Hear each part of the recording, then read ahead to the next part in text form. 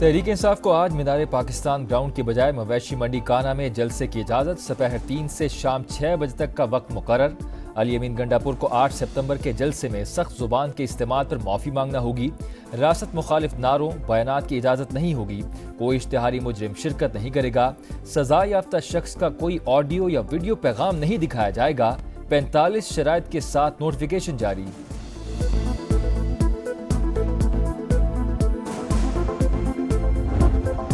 اٹک میں Peshawar G T road block, police نے containers لگا کر راستہ بند کر دیا۔ حسن عبدال سے پشاور اور اسلام آباد جی ٹی روڈ کو بھی جزوی طور پر بلاک کر دیا گیا۔ مسافروں کو مشکلات کا سامنا۔ پنجاب اسمبلی میں opposition leader Malik Ahmad Khan Butcher کہتے ہیں لاہور میں 1000 کارکنان کو اٹھا لیا گیا، کارکن رہا نہ ہوئے تو احتجاج کریں گے۔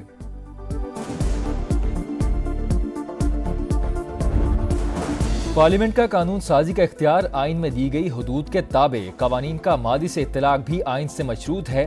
کوئی بھی ترمیم کسی نہ کسی انداز میں قانون یا کسی شق کا خاتمہ ہوتی ہے۔ صرف انہی قوانین کا ماضی سے اطلاق ممکن ہے جو پہلے سے دیے گئے حقوق ختم نہ کریں۔ سپریم کورٹ کا اہم فیصلہ۔ آرٹیکل 12 کے مطابق فوجداری معاملات میں قوانین کا ماضی سے اطلاق نہیں ہو سکتا۔ مستقبل میں اگر کوئی قانون بنے تو اس کا ماضی کے اقدامات پر اطلاق کیسے ممکن ہے؟ ٹیکس مقدمے میں جسٹس منصور علی شاہ کے تحریر کردہ 41 صفحات پر مشتمل فیصلے کا متن۔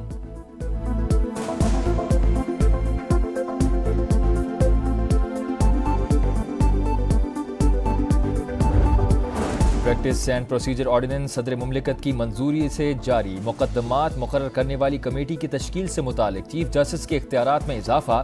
سماعت سے قبل مفاد عامہ کی وجوہات بھی دینا ہوں گی۔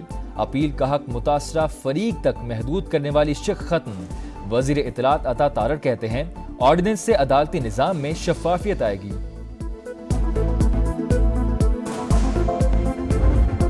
پریکٹس اینڈ پروسیجر ترمیمی آرڈیننس پر عمل درآمد۔ چیف جسٹس قاضی فائدیسا نے ججز کمیٹی میں تبدیلی کر دی۔ جسٹس منیب اختر کی جگہ جسٹس امین الدین کمیٹی کا حصہ بن گئے۔ نوٹیفیکیشن جاری۔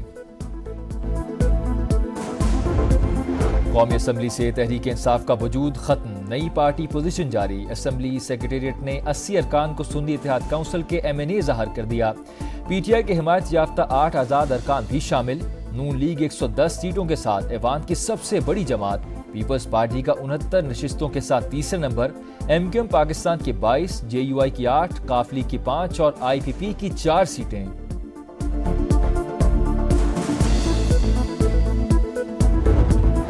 مخصوص سیٹیں کس کو ملیں گی؟ الیکشن کمیشن فیصلہ کرنے میں ناکام۔ چوتھا اجلاس بھی بے نتیجہ ختم۔ الیکشن ایکٹ میں ترمیم کے بعد سپریم کورٹ کے فیصلے کی کوئی اہمیت نہیں۔ تحریک انصاف قومی اسمبلی کے فہرست میں شامل ہے نہ ہی مخصوص نشستوں کی حقدار ہے۔ قانونی ٹیم کی بریفنگ، پیر کو پھر میٹنگ شیڈیول، مشاورت جاری رہے گی۔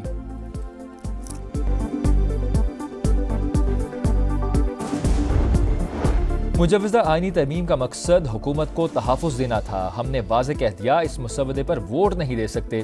بلاول بھٹو سے طے پایا تھا کہ اپنا مسودہ ایک دوسرے سے شیئر کریں گے۔ مولانا فضل الرحمان کی پریس کانفرنس، کہا موجودہ پارلیمنٹ عوامی امنگوں کی ترجمان نہیں، اداروں کو نقصان پہنچانے کی حمایت نہیں کریں گے، اپنی قوت کے مطابق غلط قانون سازی روکیں گے۔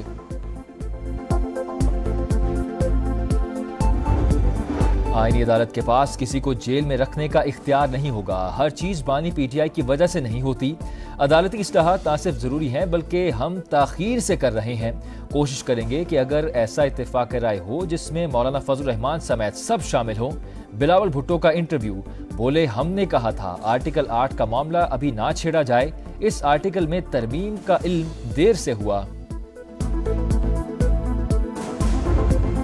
مراد یافتہ طبقہ لوٹ مار میں مصروف۔ جعلی حکومت جمہوریت کی توہین اور عوامی رائے کا بٹوارا ہے۔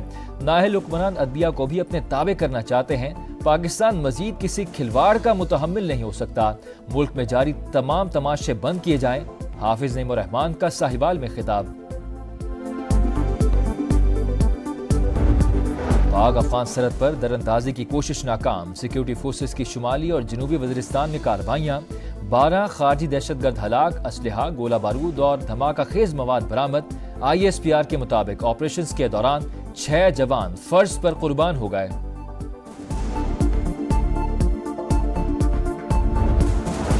کوئٹہ میں دلخراش واقعہ، 8 سالہ بچہ زیادتی کے بعد قتل، درندوں کی جانب سے لاش جلانے کی کوشش، پلاٹ پر پھینک کر فرار، پولیس نے مقدمہ درج کر لیا، مختلف پہلوؤں سے تفتیش جاری۔ کراچی میں کلفٹن توحید کمرشل میں موبائل فون شاپ لوٹنے کی کوشش ناکام، شہریوں نے ڈاکو پکڑ لیا، تشدد کے بعد پولیس کے حوالے۔ یونیورسٹی روڈ پر مسلح ڈاکو نے موٹر سائیکل سوار 8 افراد کو لوٹ لیا، 12 موبائل فونز، نقدی اور دیگر سامان لوٹ کر فرار۔ اسرائیل کا بیروت پر فضائی حملہ، حزب اللہ کی رضوان فورس کے اہم ترین کمانڈر ابراہیم عقیل سمیت 14 افراد جاں بحق، 66 زخمی۔ حزب اللہ کی جوابی کارروائی، 140 راکٹ داغ دیے، 2 اسرائیلی فوجی ہلاک، کئی علاقوں میں آگ بھڑک اٹھی۔ اقوام متحدہ کی سلامتی کونسل میں صورتحال پر تشویش کا اظہار، الجزائر کے سفیر نے اسرائیلی حملوں کو نسل کشی قرار دے دیا۔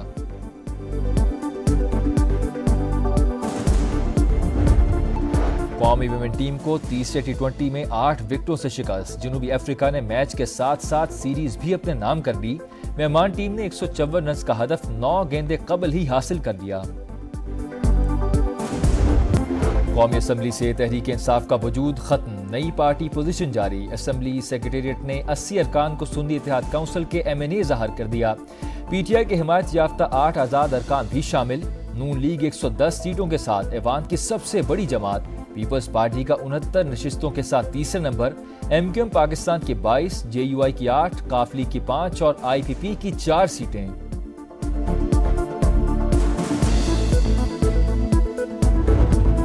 مخصوص سیٹیں کس کو ملیں گی؟ الیکشن کمیشن فیصلہ کرنے میں ناکام، چوتھا اجلاس بھی بے نتیجہ ختم، الیکشن ایکٹ میں ترمیم کے بعد سپریم کورٹ کے فیصلے کی کوئی اہمیت نہیں، تحریک انصاف قومی اسمبلی کے فہرست میں شامل ہے، نہ ہی مخصوص نشستوں کی حقدار ہے، قانونی ٹیم کی بریفنگ، پیر کو پھر میٹنگ شیڈیول، مشاورت جاری رہے گی۔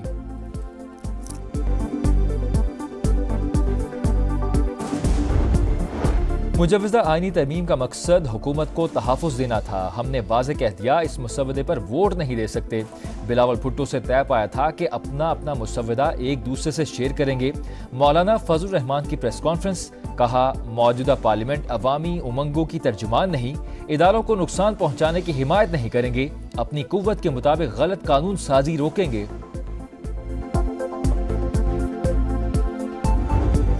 آئینی عدالت کے پاس کسی کو جیل میں رکھنے کا اختیار نہیں ہوگا، ہر چیز بانی PTI کی وجہ سے نہیں ہوتی، عدالتی اصلاحات نہ صرف ضروری ہیں بلکہ ہم تاخیر سے کر رہے ہیں، کوشش کریں گے کہ اگر ایسا اتفاق رائے ہو جس میں مولانا فضل الرحمان سمیت سب شامل ہوں۔ بلاول بھٹو کا انٹرویو، بولے ہم نے کہا تھا آرٹیکل 8 کا معاملہ ابھی نہ چھیڑا جائے، اس آرٹیکل میں ترمیم کا علم دیر سے ہوا۔